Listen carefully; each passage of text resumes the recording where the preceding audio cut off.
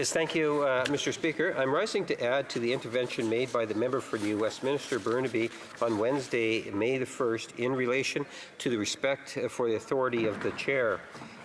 Page 311 on the third edition of the House of Commons procedure and House states in relation to functions performed by the Speaker and reads with respect to enforcing the rules that guide the work of this place, and I would quote, Mr. Speaker, quote, "The Speaker presides over debate in the House and is responsible for enforcing and interpreting all the rules and practices and for the preservation of order and decorum in the proceedings of the House," end of quote.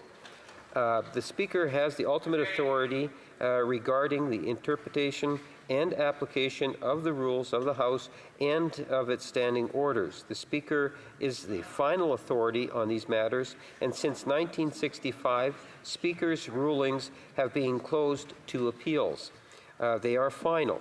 Page 319 of the third edition of the House of Commons Procedure and Practices states in relation to the rulings by the Speaker, and again I would quote, "Once the Speaker has ruled, the matter is no longer open to debate or discussion," end of quote.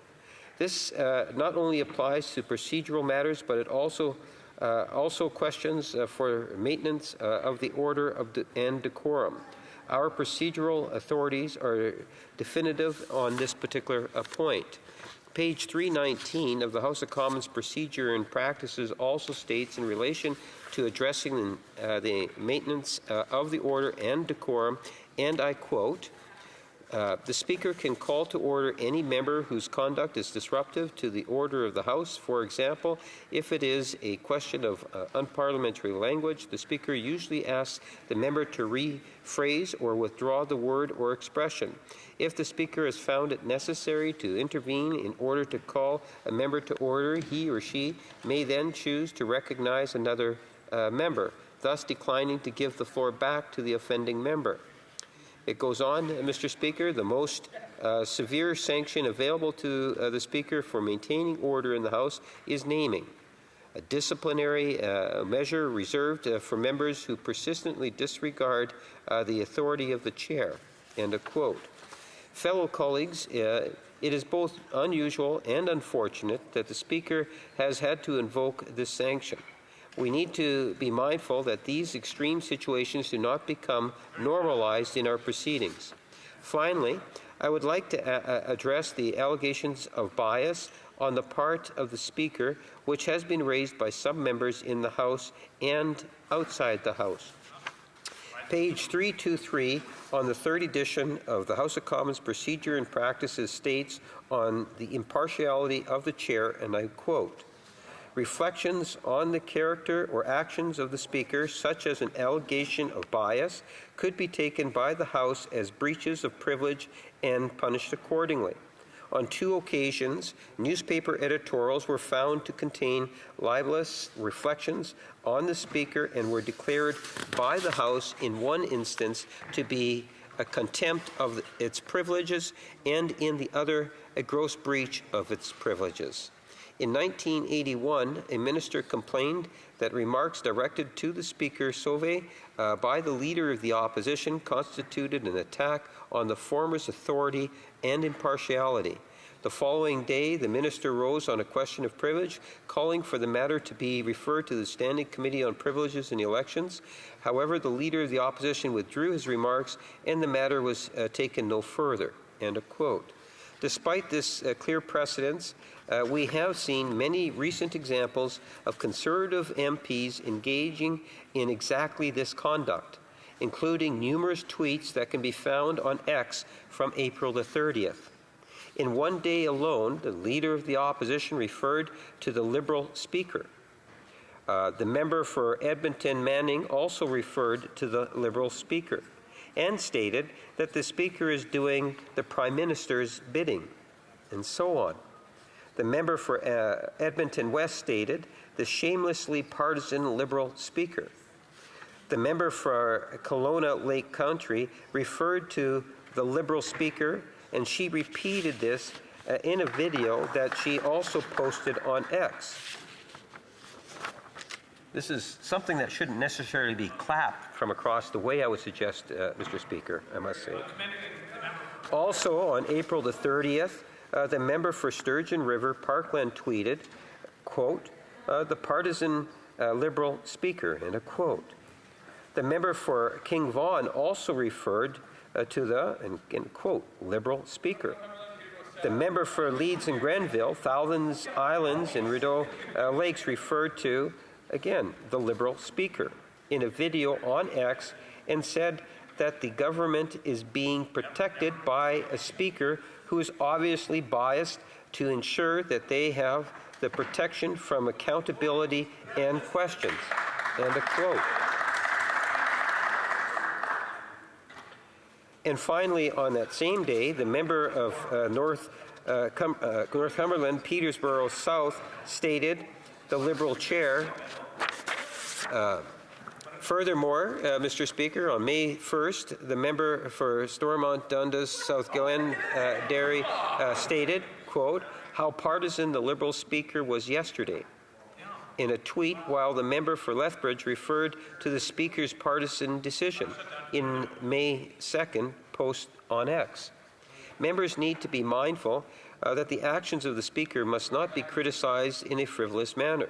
This is not only undermines the authority of the chair, but it also the authority of this chamber.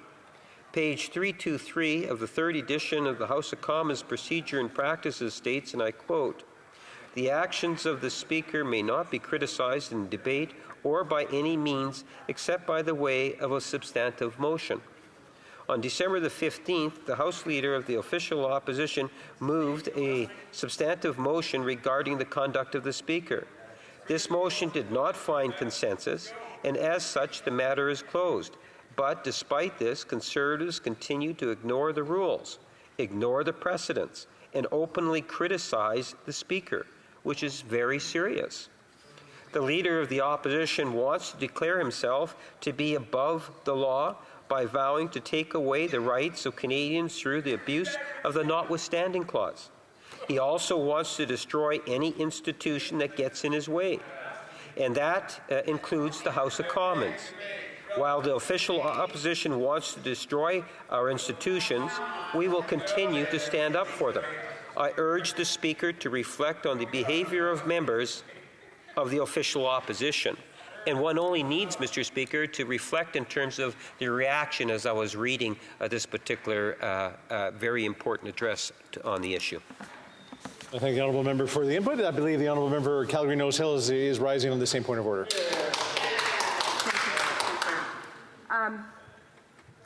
On this point of order, I would ask that you consider the following.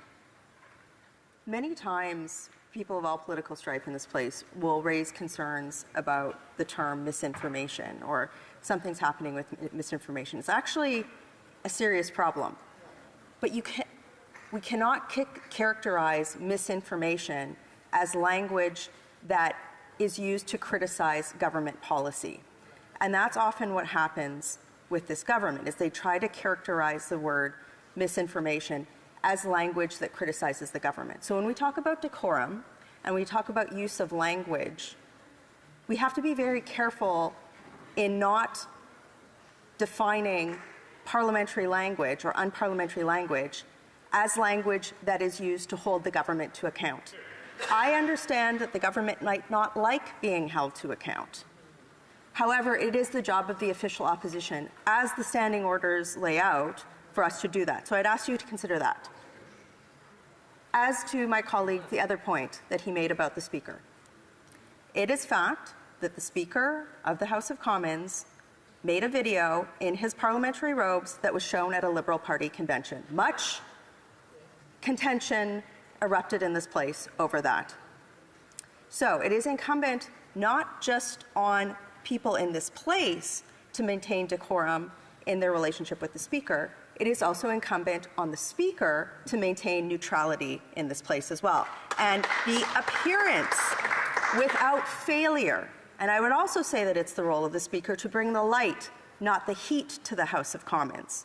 Those are all things that I would hope that the Speaker would consider when responding to my colleague's rather inflammatory comments. Thank you, Mr. Chair. Well, thank you for the further update. The honourable member for New Westminster Burnaby, I believe on the same point of order. Thank you very much, Mr. Speaker. And as the precedence in this House that was established by the member from Regina Capel when he was Speaker, it is very clear that for a member of Parliament to viciously attack the Speaker of the House of Commons, that is a serious transgression from our rules and the precedents that has been set. So, Mr. Speaker, I certainly want to review the blues from that were just presented. I find the comments, quite frankly, outrageous, and they are not in keeping with the rules of this House of Commons. Mr. Speaker, in the past, when there has been that serious transgression, it has been incumbent on those members of Parliament to rise in this House and to apologize to the Speaker. That has certainly been the process that we have undergone in the past when there have been these kinds of transgressions. Certainly the members that have been cited could help their situation because, of course, they have the option of deleting these social media posts and apologizing to the House. But, of course, the Chair has the ability to ask for those apologies, and I would ask you, Mr. Speaker, to consider that as you're looking at what has been clear precedent set in this House in the past, that you cannot attack or insult the Speaker of the House of Commons elected by all members of Parliament. Thank you. And I thank the honourable members for their further input.